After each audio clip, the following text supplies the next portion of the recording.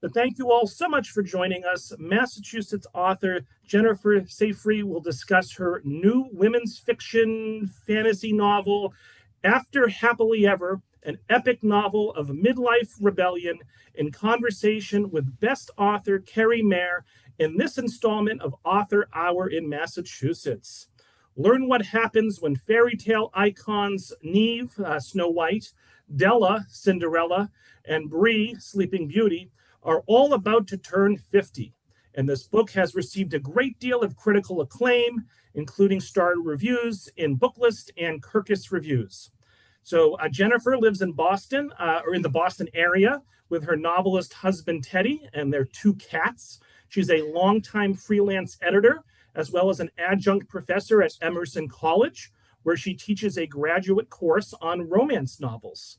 She grew up on Long Island, and After Happily Ever is her seventh novel. And Kerri Maher is the best-selling author of the Paris bookseller, and All You Have to Do So Is Call. She has an MFA from Columbia University and lives with her daughter and dog west of Boston. And you can subscribe to her Substack newsletter, Sandcastles with Kerri Maher. I'll make sure to put that in the chat. So everyone who's watching live, and the many more that will watch the recording, let's give a big virtual round of applause to Kerri and Jennifer for joining us here tonight. And Kerri, you can take it away. Thanks so much. Wow, Thank that was you. quite an introduction. Very enthusiastic. Jen, it's so much fun to be here with you tonight. And people can see that I've actually joined from my car because I wanted to have this conversation with you so much because I love the book so much. So thank you for inviting me to be here. Thank you. I really appreciate it. Okay, so I'm going to start by just telling people some of the things I just absolutely loved about this book before I get to my first question, which will be related to all of that. I just, I am the same age as your characters. There are many names for us: the perimenopausal moms, sandwich generation. I'm the mom of a teenager. So I really got your characters. And I thought that it was just brilliant to take the sort of three iconic princesses, Cinderella, Snow White, and Sleeping Beauty, and age them up to tell us what was really going to happen in their happily ever after. It's so timely. Everything that you're putting, all the situations you're putting your characters in, even though they're in this kind of alternative world of forever after. We've got Sleeping Beauty, who sort of retreats to her bed in a kind of depressive stupor when things get to be too much. We have Cinderella, who is quite a fashion plate, you know, after those slippers that she wore. And we have Snow White, who's this kind of erstwhile queen of her own land, but she's suffering from really heavy duty PTSD because she was run out of her kingdom by the hunter who was going to kill her. No spoilers anywhere. Anyway, so I guess, how did you come up with all of this? I wish I can tell you I knew. Sometimes I feel like you're a writer, right? I feel like as ideas sort of come to us through the ether. I'm not really sure what kind of state of mind I was in when this one came to me, but I know that I wanted to write something with midlife heroines because I did write this the year I turned 50. So the actual year that I did the rough draft of this, I'm 53 now. So I did the full rough draft when I was 50 because I really just wanted to make myself feel better about everything. And also I was interested in the idea of classic sort of heroines who we knew from childhood and aging them up. And, I know that there's a lot of stories out there that do retellings of fairy tales. And, a lot of these do what takes place after the fairy tale. So I don't claim to have any, lock on that idea. However, a lot of these were either like right after, or they've been married for a few years, or they're still fairly young. And to my knowledge, and there might be one out there, I don't know, but to my knowledge, I haven't seen one with the fairy tale heroines aged up. And it's an interesting thing, fairy tales, because to do this, I went to my source material, I went to Grimm. And well, I went to Grimm for Snow White and for Cinderella, and also for one other fairy tale heroine that's sort of a surprise that shows up halfway through the book. But for Cinderella, I went to Charles Perrault because Charles Perrault wrote the fairy tale Cinderella that we're all familiar with the godmother and the shoe and everything else. Whereas the Grimm fairy tale of Cinderella is very, very different. You know, we have Cinderella grieving her mother, and her tears fall into a garden, and it creates a tree, and there's a bird, and there's, it doesn't really have the elements that we're familiar with. And I did Right. want to work with the elements that we were familiar with. So yeah, so I said, okay, well, universally, women my age know these fairy tale heroines. So, what would we say to them now? And, I think I wanted to age them up to our age. Would they care Yeah. about menopause, or they're losing their looks, or they're gaining weight, or they feel like they're not as relevant as, they used to be in terms of jobs or in terms of how the society sees them. So I was really interested in this. And, with fairy tales, I felt like I had a lot of leeway to make Yes. things up and play with things. So I Yes. did. That is absolutely terrific. And also there are just also, you referenced the other fairy tale heroine who kind of pops up midway through, who will not be named. But there are other Easter eggs like all the way throughout. So, that's just one of the joys of reading the book. So you've mentioned your source material. Can you kind of say a little bit more about other research that you did, and were there any surprises lurking in the research? Like what knowledge did you go into your research with, and which not what did you come out with that you really felt like you had to work into the book?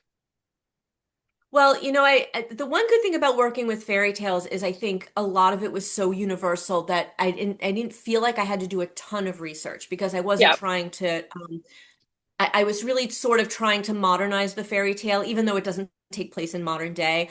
If you read it, you'll notice that there are quite a few anachronisms, with the way they talk and the way and I did that deliberately because I kind of wanted to sort of give a nudge, nudge, wink, wink to like women our age who are reading it, and, not really reading something of a historical type nature.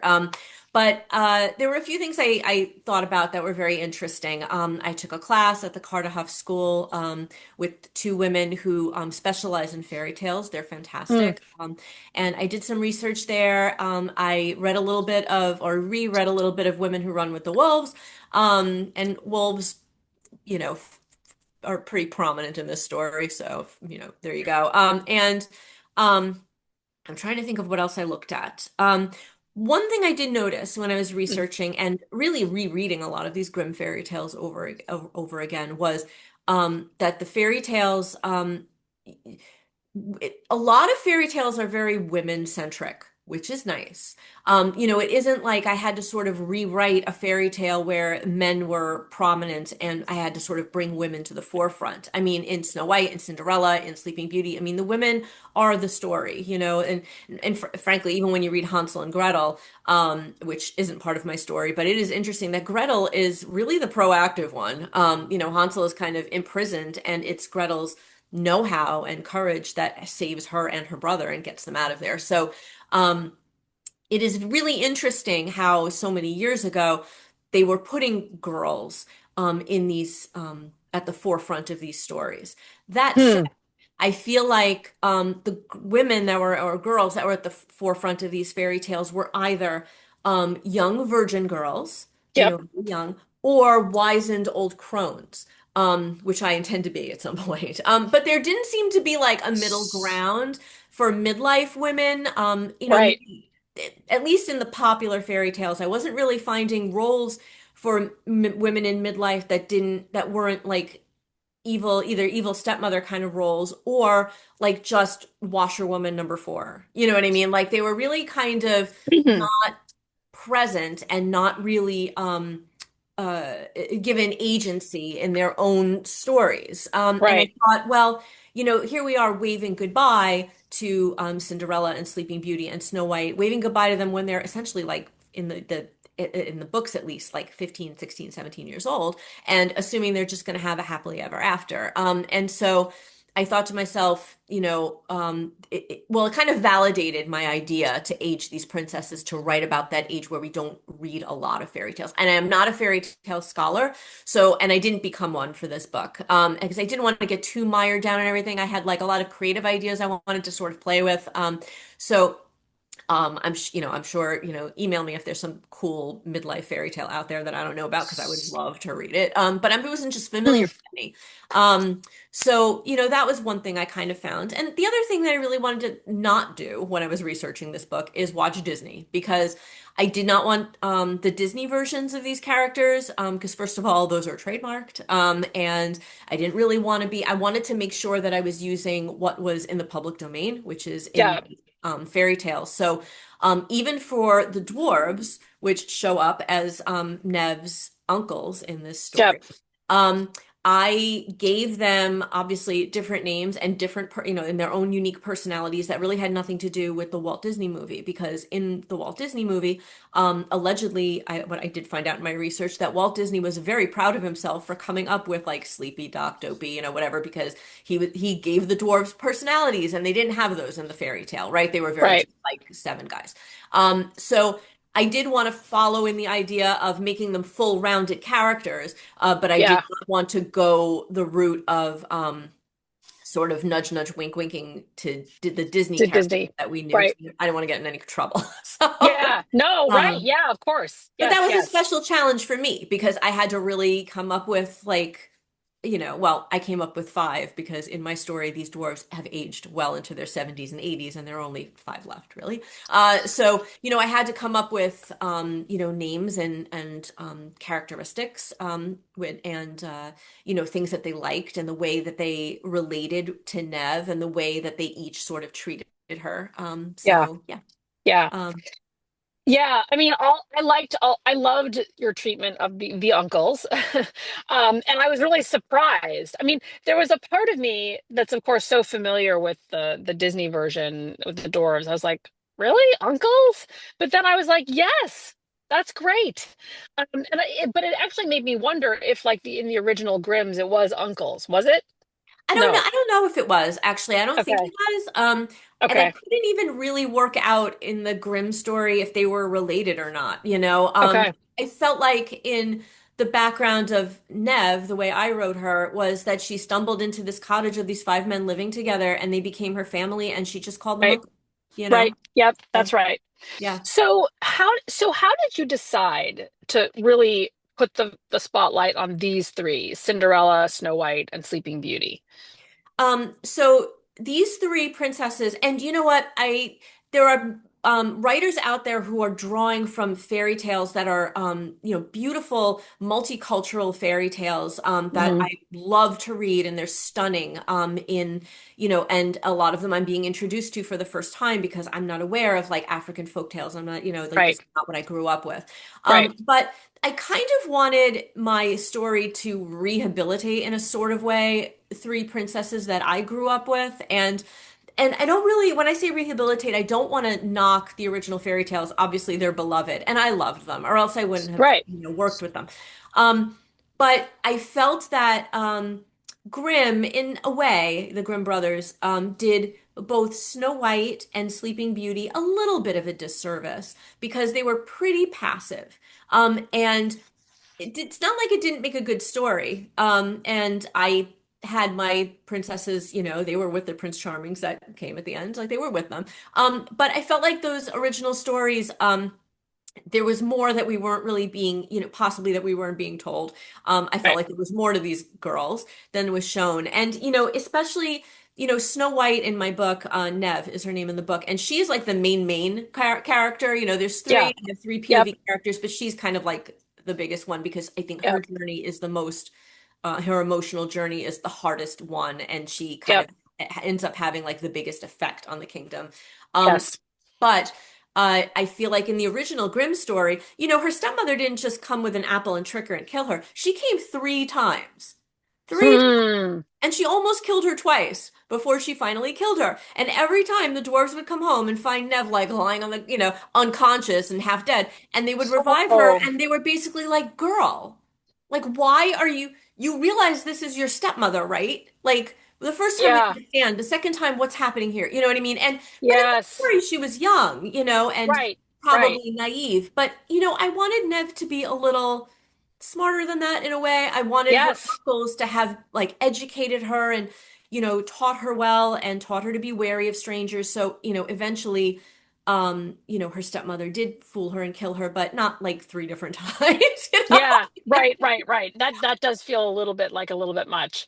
Yeah, I So, felt like she just got fooled, and Sleeping right. Beauty slept through most of her, fairy tale. And again, she was tricked and she was Yes. unwittingly tricked because it didn't appear in the main story that they even really told her about the curse. So Right. she couldn't avoid it if she wanted to. Right. And then I chose Cinderella because she wasn't born a princess. Like she seemed to me Yes. like just the one who created her own illusion to get what she wanted. And I I thought, love that. that's so Created her interesting own to me. illusion. Yeah, so there's something, and in my story, she's like the people's princess, like the Princess Yes. Diana of the group. Yes. Because Yes, she she is. was Yes, like she them is. once, and now she's like, look what can happen to little girls. So Right, right. Which is a blessing and a curse for her character. yes, Like yes, when the novel starts out, right? Like I think that's one of the things you do so well in this book is that like everything is a double-edged sword, right? Like see, people's strengths have this darker side a lot of the yeah. time. And the way those things get played out in the novel, no spoilers here, but the way things get played out is really beautiful. I mean, you know, like I was turning pages quickly from the get-go, but from about the midpoint till the end, I was like, "Oh my God, how you set everything up so that you can like from that midpoint to the end, you're just like, "Oh my God, okay, yes, yeah, how is all of this gonna get resolved?" And it's really very exciting. Well, Um, I loved so much the idea that these three women, and I've seen like cartoons about this kind of thing and stuff too, but these sure. three women had a lot of childhood trauma. Like they had a Yes. lot. Like, Nev, obviously her own stepmother killed her before she woke up a year later. So that's an issue. And Della, family, her parents died, and her stepfamily pressed her into domestic servitude, like abused her basically, and she was living in a Yep. terrible home situation. And Sleeping Beauty in the original story, there didn't seem to be a lot of negative consequences for her. She woke up, the prince, whatever, happily ever after. But so I wanted to tweak it a little because I figured somebody who fell asleep for 100 years had to have some kind of trauma. Like, what is that about? Like, you can't just wake up and be normal. So in my sort of version of her childhood, she woke up and in the actual fairy tale, she unwittingly brought the whole castle to sleep with her. Her Right. parents, her family, everyone that worked there, all the animals there, everybody just fell into a sleep for Yep. 100 years. And then all the brambles grew up around the castle and they were isolated. And when the curse was lifted, um, in the fairy tale, everyone was like, huzzah. But I sort of tweaked it a little to kind of add that childhood trauma in so that when she woke up, everyone was mad at her because I think they would have been. I feel like if you went to work Yes. that day in the castle and you fell asleep and you woke up 100 years later and your whole family's gone, your friends are gone, your house is gone, like everything, and everybody would be horrified. So, Yes. she, Yes. Vi turns into a people pleaser because she does not want to disappoint anyone like that ever again. So she's got a Yeah. lot she's dealing with too in this story. Yeah, yeah, I really like that. I mean, that's a great example of the way in which you really modernized these characters and brought in the idea of capital T trauma and like underlying, generational trauma even like how like actually in some ways the generational trauma is more present in the male characters. Yeah. Um So let's talk about those male characters a little bit since I've sort of hit on that. Like Yeah. how did you go about conceiving them? Because they are also multidimensional characters with their own character arcs that are linked to the women and not in a cliched way. Yeah, and it's funny because I really Prince Charm the three So in the story, for those who may not know, the three Prince Charmings are brothers. They're the Charming brothers, That was right? brilliant. It was real, and I don't know why everybody tells me that because I felt like it was so obvious. Like, like obviously they must all be related. They're all Prince Charming. And so I just made them like the three brothers, and their king. Their father is the king. And I'm Yeah. not spoiling anything to say when the No. king dies at the end of the first chapter, it sort of kicks everything into motion here. And Right. but putting together the three Prince Charmings was so exciting for me because they are really one-dimensional in the stories. There's nothing about them. They ride in, they save the day, they ride out, hooray. Even the three princesses, even as passive as their roles tend to be, we know that they're kind and we know that, they care about animals, or we know that, one of them longs to be a princess. Like we know things about them. But the Right. Charmings, we really don't know anything except they're like have chiseled jaws and they're handsome and they are the goal. So Yep. I knew each journey that I wanted each princess to take emotionally and plot wise. And so I wanted to give each of them the Prince Charming that would challenge them the most.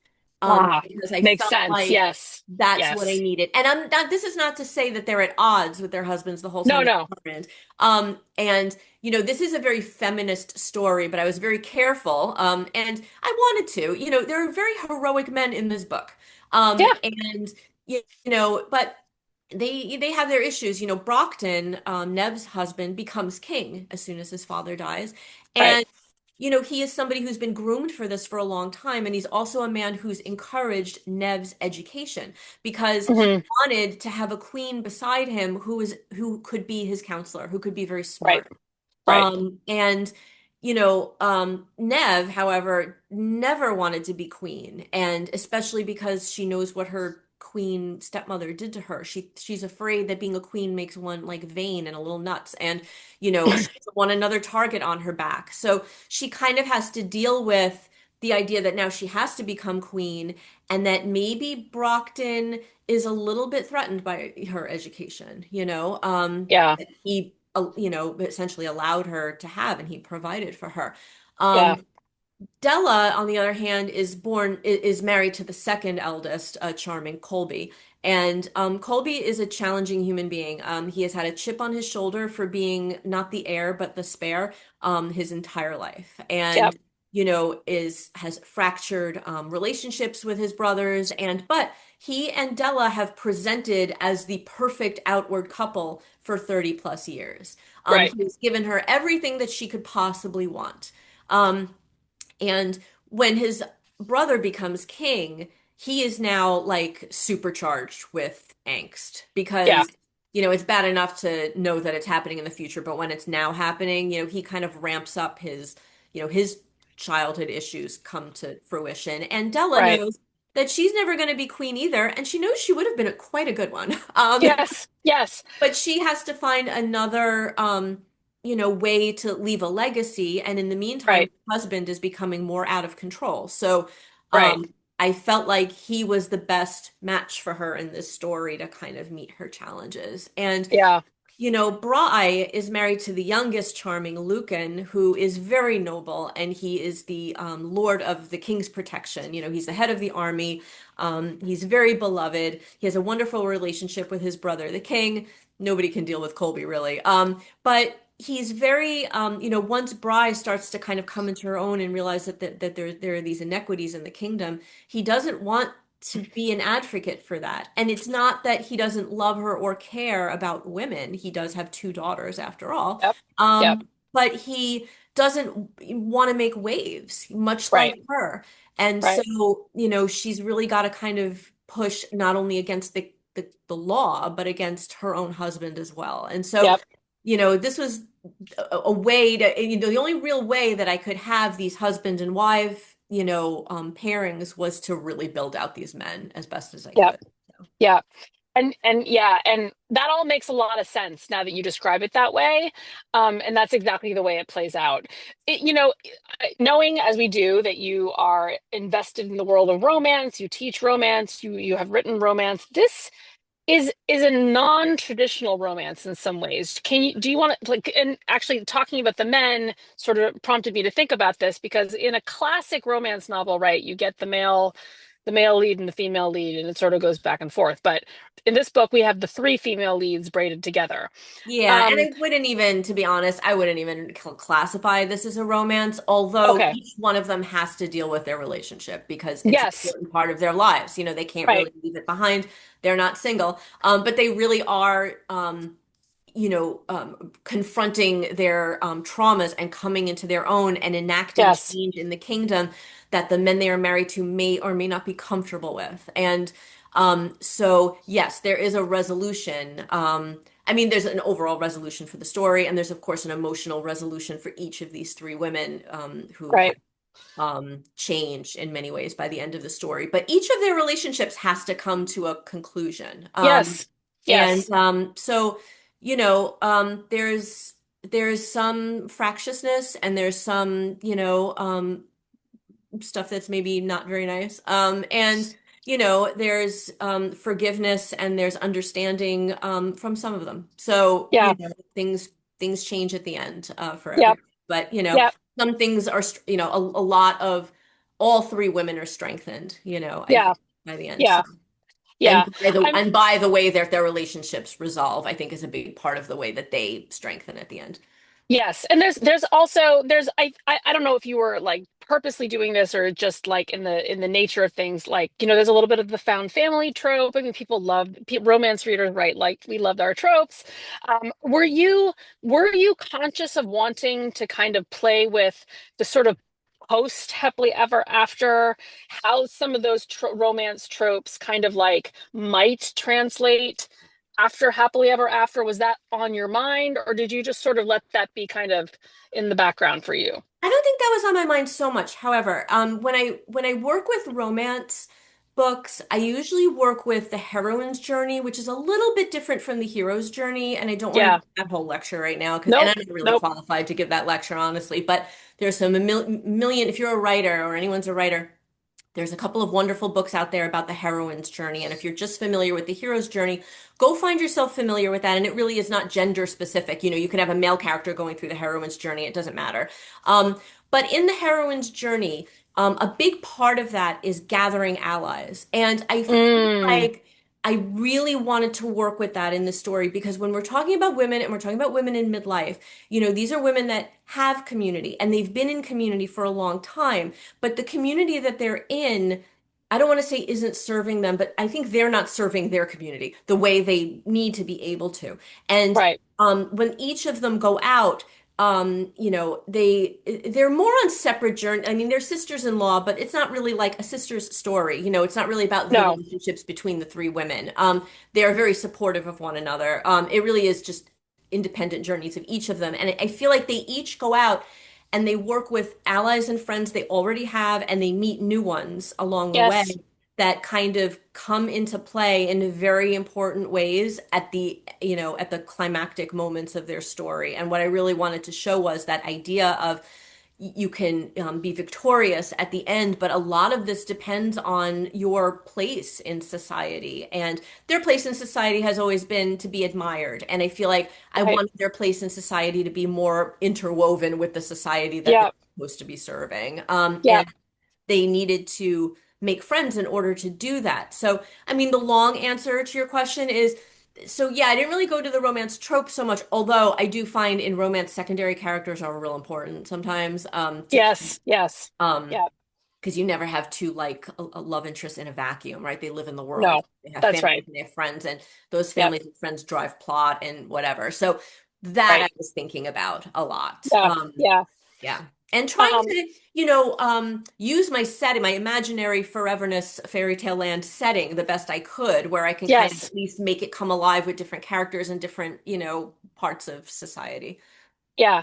Well, I mean, some of the most enjoyable moments are when like literally these beautiful coiffed, carefully put together princesses like literally get dirty. Yeah. Right? Yeah. Like those are such great palpably written. Your writing is so great all throughout, but like I was really like, yeah, man, that's what it would feel like to do this, to be in this situation after being in this other situation for so long. Yeah. Yeah. Um, I really wanted to shower after a few scenes. In a good way, in a good way. Yeah. Yeah. Um, we sort of began this conversation talking about how we are both kind of a similar age to a lot of these characters. We've had, some similar. Anyway, so what were you, to the extent to which you feel comfortable, conscious of like giving your characters maybe from your own life, and in conjunction with that question, is there one you feel most kind of connected to? There is, and it's not the one I expected. Oh, It's actually really funny because I think I imbued, is that the right word? I think I imbued the characters, the three main characters, with a lot of different things that are going on with me in terms of aging. I just sort of parsed them out a little bit. yep, And yep. I think it was good to do that because I think we all kind of deal with those things, but I let the characters like speak more prominently for a few different things. And I think I kind of imbued Neve with that idea of, does she want to step into this bigger role now when she's been so fearful her whole life of doing it? Hmm. And, Yeah, she makes a big, I mean, it's sort of a glib way to put it, but she makes a big like career change. She's really gone from kind of hanging out as princess to kind of hanging out as queen before she, does other things. But she's in a bigger role now, and her husband expects different things from her, and the kingdom expects different things from her. And then it turns out like other people that she didn't realize were coming expect different things from her. And she's really was always the kind of princess to sit with her back against the wall. And I don't think she expected to have to change in midlife. And, I hmm. changed my career a number of times. Worked in the Boston Herald newsroom for 10 years, and then I Hmm. owned and operated a yoga studio for another decade. And by the way, Hmm. anyone who like knew me from the Herald, who then like later found out I owned a yoga studio, they were like, "You own a yoga studio? Is this the because like they just, it's a totally different world. It can't be Yes. on more opposite ends of the spectrum. And Yep. then I went into teaching and then editing and full time. And I made these changes sporadically throughout my life. Like these aren't things that happened in my 20s, Yeah. and Yeah. um every time I make like a career shift, I do it because I feel like it's time. And I feel like Hmm. there are probably women out there who, are either afraid to or they have to out of necessity. Like maybe they've been laid off Yeah. and they have to try something else. And so I just wanted to show them a princess who was kind of thrust in a position she didn't really want and didn't really expect and, was not, I mean, she was intellectually prepared for it, but she was not emotionally prepared for it. Um, and in terms of Della, I feel like that I sort of identify her with her idea of fearing becoming irrelevant as Mm. she grows older, and like what kind of legacy is she leaving for others? Yeah. And how, if she is never going to be queen, which, she's married to the heir now because his brother becomes king, but she realizes that if Brockton dies and Colby becomes king, they may not be king and queen for very long. They might be very old. And she, so she realizes this is not her destiny. Right. And, what could her destiny possibly be? She fears Right. her marriage is falling apart and she fears that she's losing her looks. And which really has been her stock in trade for a very long time is, she's beautiful from head to toe. And when she goes out, the townspeople, the commoners want to touch her hair and touch her dress and talk to her. And she's very gracious and she loves to, commune with people, especially her own staff, who she is very good to because she knows what it's like to be a cleaning person. But, she fears what is she gonna, in the end, what did she stand for, Yeah. And Bry, has that sort of people pleasing thing that I think a lot of women kind of turn into in, as they get older and they're caring for families and they're caring for their parents and, they find themselves wearing all of these different hats. And, I wanted to kind of remind Bry and I guess kind of remind readers through Bry that, you can do all those things, but, there's also ways to not lose sight of yourself and your ideals, Yeah. to speak loudly against injustice when you see it because I think we're a pretty complacent country in a lot of ways, and things are in upheaval now. And I think, a lot of us, like, I've never lived through that. I was born after the 60s. Like, we've never had to really protest anything. We've never had to, so this is a wake-up call, I think, for my generation and younger. Yep. So, she kind of learns, is it better to be silent and kind and good, or is it better to be loud and kind and good? So, Yeah. Yes. Yes. um, Yes. Right. and I think I started out this story like feeling like maybe I had to identify with Neve the most because she was the main person and the person that was Right. going through the most change. And I do love Yep. her so much. I love Yep. them all equally. But I think secretly in the back of my mind, that feeling of being irrelevant endears me to Mm. Bella a lot. You know, Mm. I use the Enneagram when I work with characters. I don't know Oh, if you're that's right. familiar You, with yeah, it. say more about that. Oh, if it's something you guys aren't aware of, you can look it up online. It's just 9 different personality types, and it's different than like MBTI, like the Myers-Briggs and stuff like that, because that's a ton of personality, combos and things that like that's too much for me. But the Enneagram is only 9 types, and the reason I think it's so good for fiction is because it isn't 9 personality types. It's 9 different kinds of motivation, like why people do what they do.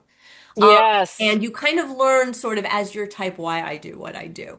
And Della was a type 3, which is me, right? And the type 3 is Mm. the overachiever. And the overachiever tends to be very concerned with how they look and how they think, people sort of love them by what they achieve, right? And their Wow. struggle is that, they feel a little worried about showing their authentic self, and because will anyone really care about my authentic self, Right. so Yeah. it's the job for a health, to become a healthy 3 is to kind of try to marry that authentic self with achieving. And when I chose that for her, I was like, okay, she is me. I mean, I'm not somebody like I was never a supermodel, I mean, I'm worried about losing my looks as much as any woman is, so Right. Right. not Right. so Right. much that. I wish I had the money to have the kind of fashion that Della has, but I do have that worry of like, what will I have done? I'm in my 50s Yes. now, and at some Yes. point I'm gonna want to do nothing because I'm gonna want to relax a bit because I'm gonna be older.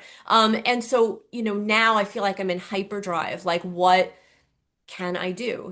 Putting this book out Right. there was one of them, I guess. But Right. so yeah, I feel like deep down, secretly, like Della, who wears her crown even to like a friendly tea party with her friends, like that she's me, I think, in a lot of I ways. love this admission. I love it. Yeah. I love it. So I have a funny anecdote, sort of like a kind of that turns it all on its head a little bit, Yeah. but also agrees with it. So many, many moons ago, when I was in college, I went to go see the Maltese Falcon on Oh, like the big screen, like on a yeah. a screening, Bogey and Bacall, right? And I went with a really good friend of mine whose name was Sarah, and we knew. I don't remember. We must have looked this up. That Lauren Bacall was 19 years old in this movie. Okay. I didn't even realize that. Okay, yeah, right. So we come out of the movie and she's just like, we're like 20 and 21 at the time. She's like, what have we been doing with our lives? So, you know, everything is relative. It is. It is. It sure is. And I said this at the launch last night because someone asked me a similar question. And what's really funny is yesterday, um, the woman who was doing my hair, I went to a salon to get my hair put up to have her pin the tiara into my hair. Oh, I was looking very fun. princessy, and she was a lovely lady. And it was a stylist that I hadn't met before, and Tracy. And she said to me, she was asking me about, she said, first of all, why am I dressing you like a princess? So I told her. And then she made me tell her about her book, so I did.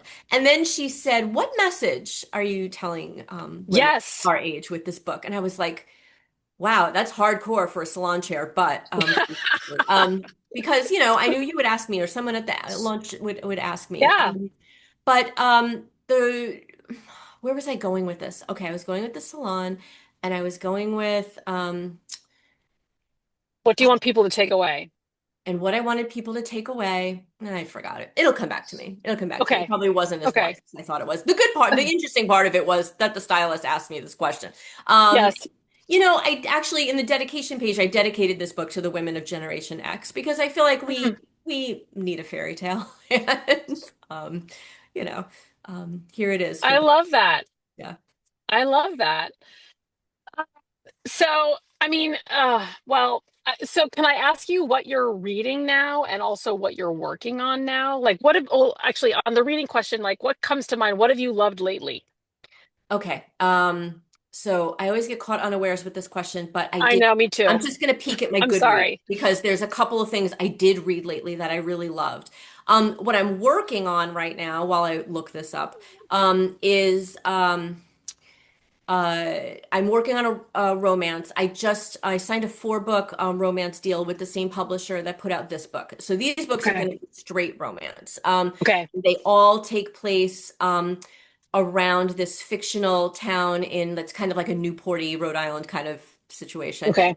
Kind of near there that I call Sea Salter, and there's an inn there called the Moonrise Inn, and it's run by a widow who's about our age, Okay. who did not expect her husband to suddenly die, and she has to open this hotel, and or B&B, and then each book is about a couple that stays at this inn and falls I in love. love And that. then the overarching story is Celine, the owner of the inn, and her finding love again and reconciling with her daughter. So, my first book is actually called On This Harvest Moon. And I named Hmm. them all after the different names of full moons.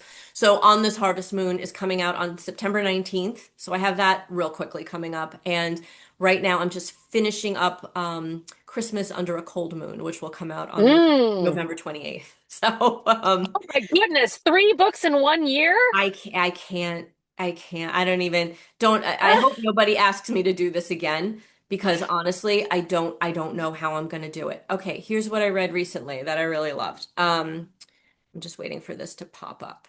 Okay. Oh, I do want to tell about this book. It's amazing. So I read this as an arc. I was lucky enough to go to the Independent Bookseller Alliances in California a couple of months ago or last month. And I got a bunch of arcs there, advanced reading copies that I was so excited about. And I got this book called Automatic Noodle, and it's by Annalee Newitz. And I think the book comes out, oh, it says here August 25th. I read the entire book on the plane, the entire book, start to finish. It's a short book. I venture to call it a novella, I think. And it's about a group of sentient robots that sort of wake up in like this sort of abandoned restaurant that they had been working in before a bunch of stuff went down. And the humans that kind of employed them aren't around anymore. I mean, there are humans, but they kind of left this restaurant to kind of rot. And so these robots are sentient and they decide to run their own like Asian noodle restaurant. It sounds bananas, but let me tell you, loved it. Loved it. I was riveted. It's just this Huh. gorgeous, cozy, it's like a cozy speculative. Yeah. Just so lovely. These like robots, and they're all different kinds of robots, and they're working together to like find this recipe that they're going to serve and create this little place, and people come and like I can't I cannot recommend it more. I love this book so Okay. much. I So love that the premise is high concept. it is. It was beautiful. It's so well written, and you're so in love with the characters right away, and Yeah, it's amazing. It's amazing. And I hope it's I get to great. meet the author one day so I can tell her myself. Amazing. That's great. So Hello, Jen- Robert. yes, Kerri, thank you. So Jennifer, before we pivot to audience questions, any other book recommendations? I didn't want to cut off the discussion early. Um, Sounds like you're really excited about that one. Any other genre? Automatic Noodle, I loved. I also loved a really offbeat, weird as hell book that I read. I think it came out very recently. Yes, it's called Sky Daddy, and the author is Kate Folk, Folk, and the story is about a woman who is romantically and sexually attracted to airplanes.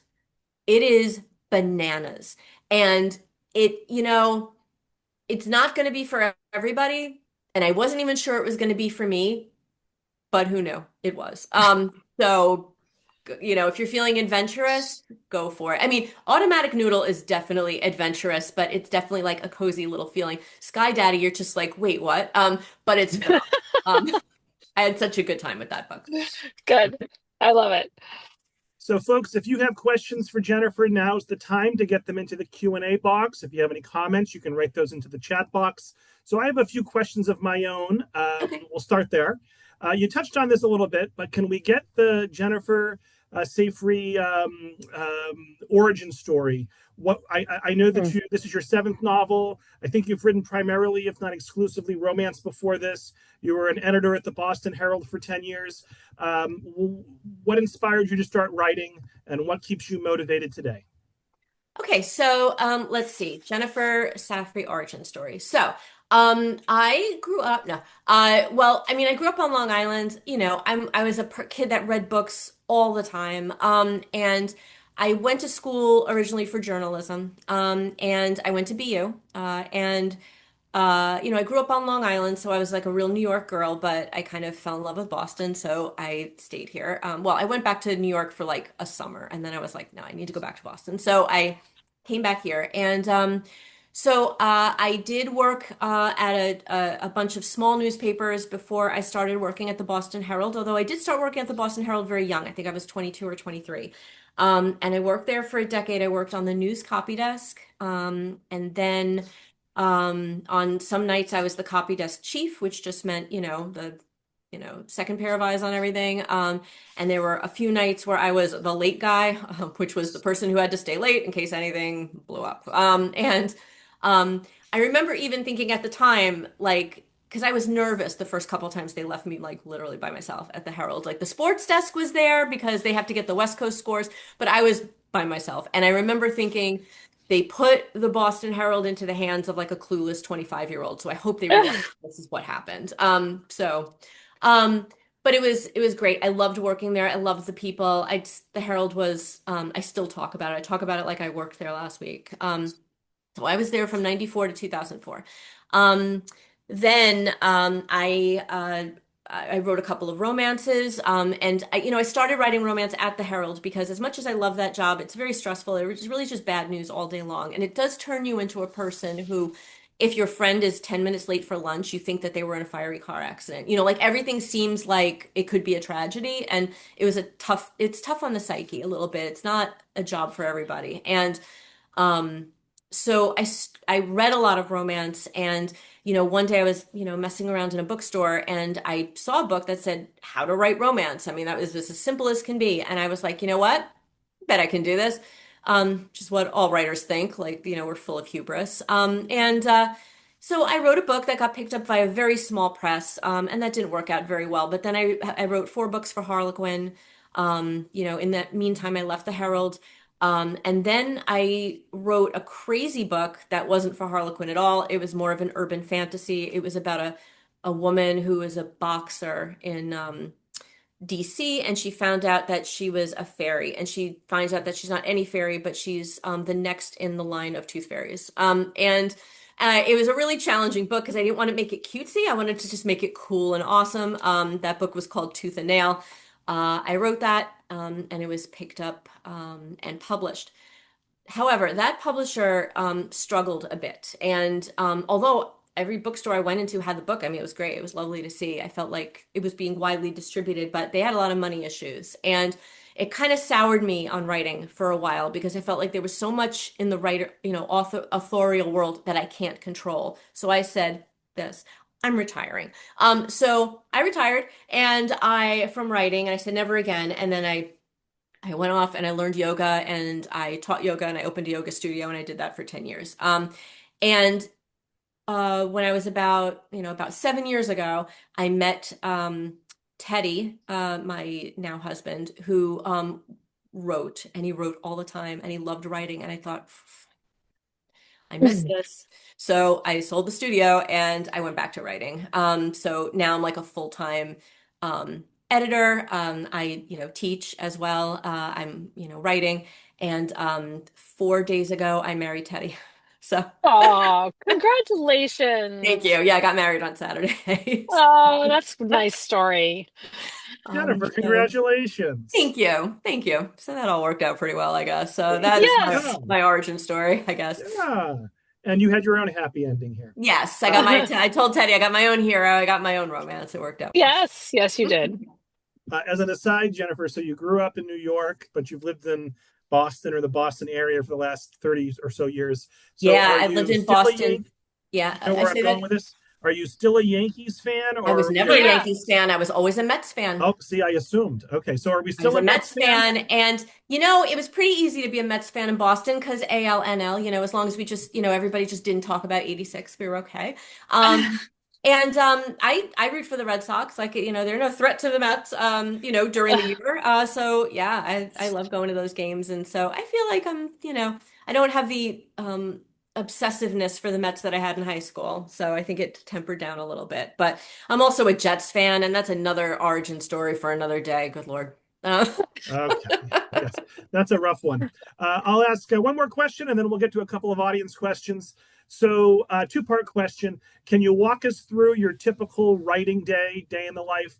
And the question I ask all authors, do you plot your stories in advance or do you discover them as you write? So are you a pantser No, or are you a plotter? I was gonna ask that too. So I'm glad you did. Okay, there you go. Kerri, what are you? Are you a pantser or a plotter? I am a pantser at heart, but when I'm writing historical, I have to do some plotting. But Yeah. I am not able to minutely outline a novel. And if I were to try, it would go in the garbage at some point. So Yeah, I am. that's me. I am a pantser who desperately wants to be a plotter because I feel like I could write faster. I feel like I could meet more deadlines. I could do much better. I could write more, and I have a lot of ideas. I want to write a lot of books. And, I did outline after Happily Ever, but when I was about chapter 10 or 11, I realized that the outline I wrote was legitimately for like a 900-page Game of Thrones 12-book saga. And I was like, you know what? That's not happening here. That's it's absurd to tell this story like that. So I had to kind of abandon that idea. And so I wrote like a nice, concise book. I mean, I do a little outlining as I go along. Like usually when I'm writing a scene, I'll kind of know what I'm leading into maybe a chapter ahead. So it's kind of like I'm in a cave with a flashlight. I can sort of see like 5 feet in front of me, and that's about it. And I know what it's going to look like at the end. I just don't really like know how I'm getting there much of the time. So it is good because I do get surprised, but then it's not good because, I have deadlines now because I'm a professional. It's not as fun. I don't want to not meet deadlines. My typical day is there is no typical day really. There are some times of the year that I temp, just to sort of squirrel away money for the times of year that editing is quiet because there are times of the year when freelance editing comes very quietly.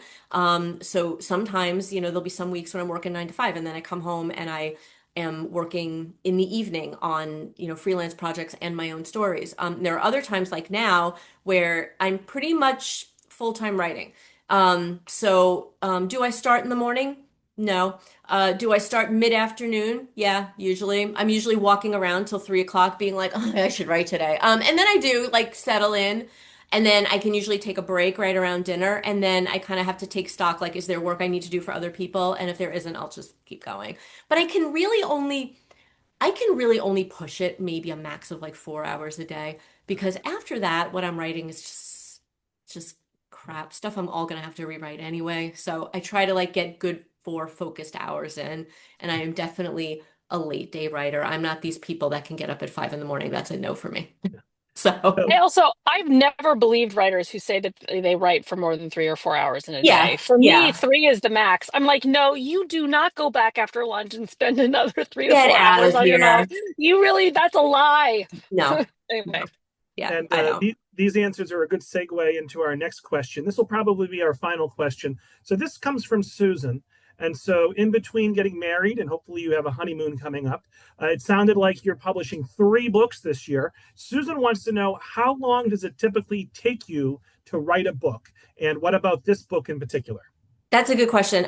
Typically to write a romance, it'll take me maybe like 3 months to draft it and have a pretty good handle on it. My romances, I usually don't have to rewrite an entire second draft. It's usually just rewriting pieces and tweaking because I'm kind of used to writing romances. I don't mean that I do it perfectly. I just mean that like I kind of know the structure of a romance, so I don't feel like I'm in the dark too much. This book took me a little longer. Because I've never written a book with 3 separate POVs. I mean, usually my romances are like the two POVs of the love interests. But for this, it was, three women and three women in a very similar vein of life. So I didn't want them to sound too similarly from each other or be too similar. And I had three different plot lines I was trying to interweave in a sort of way. So it was a new thing for me. So it took me I want to say about 6 to 7 months to write a draft, and then I did not look at it for almost a year because I was scared of it. I thought to myself, I had this great idea and I wrecked it. And I don't want to read it. And when I did read, I think it took me about 9 months to finally print it out and look at it. And when I read it, I thought, okay, this is not bad. This is not bad. I can work with this. But I think I needed a big distance from it. And it probably took me a couple of months to do some rewrites and revisions. And, cumulatively, it probably took about a year to write this book. So now, Jennifer, if the viewers want to learn more about you and your works, do you have a website? Are you on social media? Where can folks learn more about you? I do. I'm on all the socials. So my website is www.jensafrey.com or jennifersafrey.com. It'll take you to the same website. It's Safrey with one F. Lots of people like to spell it with two. It's one F. And then I am on all the socials. I'm on TikTok as Jennifer Safrey Author, and I'm on Instagram as Jennifer Safrey Author, and I'm on Facebook as Jennifer Safrey Author. There you go. Yeah. Not too hard. That's great. So, Kerri, we're 30 seconds ahead of schedule. Kerri, let me ask you, since you asked Jennifer earlier, Kerri, what do you have coming up? What do you have cooking? Oh, I have cooking. I have a novel that's not coming out until next summer. It's called Summer of Love. It's a dual timeline historical that takes its title from the 1967 Summer of Love, counterculture revolution in San Francisco. So that is the starting point of the novel, and it's about it's a family secrets novel. We'll leave it at that. Take my money, please. That is exactly, or let me blurb it. That is exactly the kind of thing I like to read. Okay, you're on for that. Yes, okay. For sure. Okay. Well, you have me hooked. So I'm adding that to my to-read list. Certainly after Happily Ever is on my to-read list. And I'm going to take a look at Sky Daddy too, I think. Okay. So I'm telling you, it's nuts. And you'll probably email me and be like, what have you done? Just stick with it because it's crazy, but in a good way. It's a good way. So Jennifer, any last words for the audience before we wrap things up? No, I don't think so. Just, have a beautiful summer, read a lot. Go to libraries, please. Yes. Actually, I have one thing to say. In Medford, at the Medford Library, a week from tonight on June 18th, they're doing a banned book teach-in. And it is phenomenal. I'm going to be there. There's going to be a bunch of authors from Massachusetts there reading, not from my book, but from banned books. Sure. It's at the Medford Library. I don't remember what time it is, 7, maybe look it up. But please come to that. It's free. It's going to be real fun. A lot of local authors are going to have their books for sale too. Wonderful. And Medford's a beautiful library. I know they just renovated. Great things. Oh, great. I haven't been there, so I'm looking forward to it. Michael Bloomberg gave them $50 million or something. Folks, let's give Jennifer and Kerri a big virtual round of applause for a great conversation. Thank you. For those watching live, please take 60 seconds and fill out the feedback survey when you exit the Zoom. And look for an email from me later tonight with a link to the recording. I'll also have a link to Wellesley Books and information about some other upcoming virtual author visits. So thank you all so much. Thank you, Jennifer. Thank you, Kerri. And I hope everyone has a great night. Me too. Thank you. Bye, Kerri. Bye, Robert. Bye-bye.